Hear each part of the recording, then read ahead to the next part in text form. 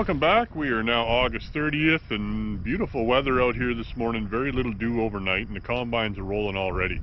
Behind me here we got some canola, and this is pretty much just ready now for an application of heat and glyphosate to kind of hurry it along. It's kind of a low spot in the field, and now it's about 70-80% color change in here, and the rest of the field is pretty much fairly mature other than a few stripes here and there. So this one's going to get applied pretty quick.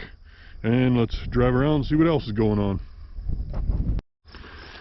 Well, with the dry drought conditions, a lot of cereal crops came off pretty early this year, and now with the recent rain we've had in the last couple of weeks here, as you can see, the kochia is regrowing like crazy, and this is pretty common. You can see this is the dryland corners of an irrigated winter wheat field, and the kochia here is pretty bad. So there's lots of products you can spray this fall to get this under control here before it goes to seed. I mean, first off, you could mow it or disc it, but if erosion is a concern, then you probably want to spray it.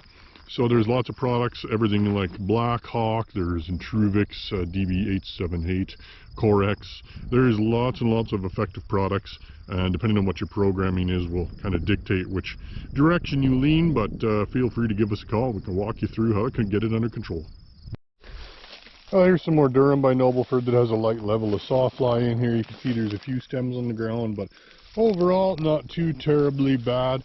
But I would definitely recommend next year that more guys be switching to a solid stem variety of durum, especially in these areas where we are seeing quite a bit of sawfly this year. So good management practice, rotate out of a cereal or switch to a solid stem variety. You can really see that the rain over the last week or two here, these showers, have really cut down on the color and quality of the grain that is still standing in the field. This wasn't even a swath, this is just freestanding durum, but you can really see that nice beautiful amber color is pretty much kind of washed out, and they're pretty cloudy now. Well, I haven't talked about grasshoppers very much the last couple of weeks, but they are still here and they are still causing problems.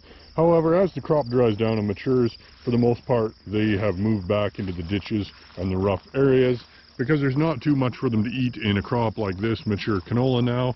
Other than some green newer growth that we've had since the rain showers, there isn't a whole lot of green material left on this canola left to eat. So that's what they're doing for the most part. They're focusing on some of this green regrowth down here, but they're pretty much leaving these mature pods alone at this time. Well, this winter wheat is pretty much right in herbicide timing stage now for something like Enforcer D, and it's a good time because we've got a whole bunch of things like emerged dandelions and Canada thistle, stuff that's going to be really hard to control in the spring, but if we can get a good kill on it now, we won't have to worry about it too much next year. Well, there's some irrigated canola is starting to get combined, so this particular field is the first field of mine of the new CP21T3P from Winfield United, so I'm very interested to see what this is going to yield. So far the field is basically just getting opened up, but I'll fly my drone and take some video.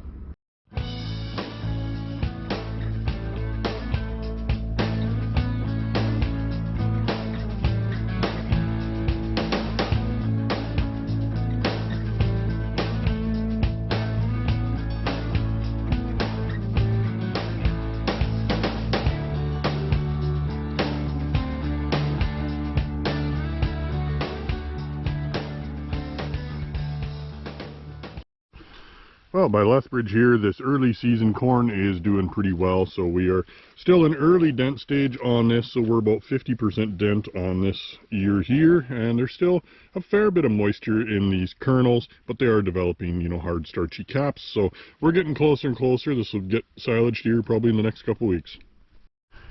Well, here's that forage corn by Lethbridge again, and it's actually grown quite a bit since last week, and you can see we are doing pretty good here. So I think our application last week for the most part fixed most of our nutrient problems. We did have some severe purpling on some plants last week.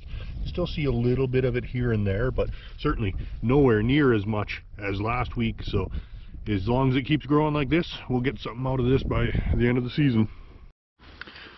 Well, this longer season corn by Lethbridge, this is the Pioneer 58 AM, is doing really well. Still nice and healthy, developing well. These ears are filling out very, very nicely. This one is pretty big and fat.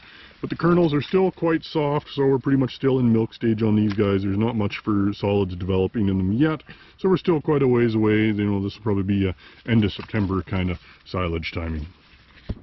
Well, these reseeded oats by Colhurst are doing really well. We are pretty much well into milk stage on these now. These are filling out pretty well. So really, if we get a couple more weeks of nice weather, we might even be able to combine this, but we'll have to watch that forecast. If it looks like there's a really heavy snowfall or something coming early like it did a couple years ago, then we'll probably want to take this off as silage before it's 1 inch flat on the ground.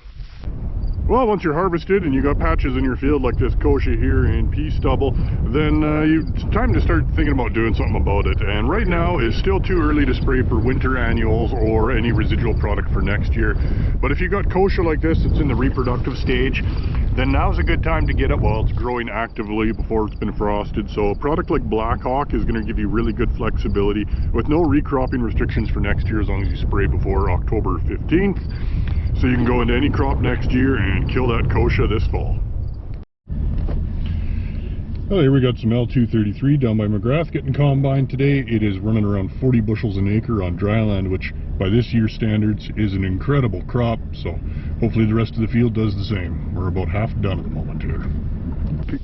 Well, here's some of Pioneer Hybrid's newer canola variety. This is the 506 Liberty Tolerant Hybrid, and looking pretty good here. It's up a fair bit off the ground. On dry land down by McGrath, this is doing pretty good here.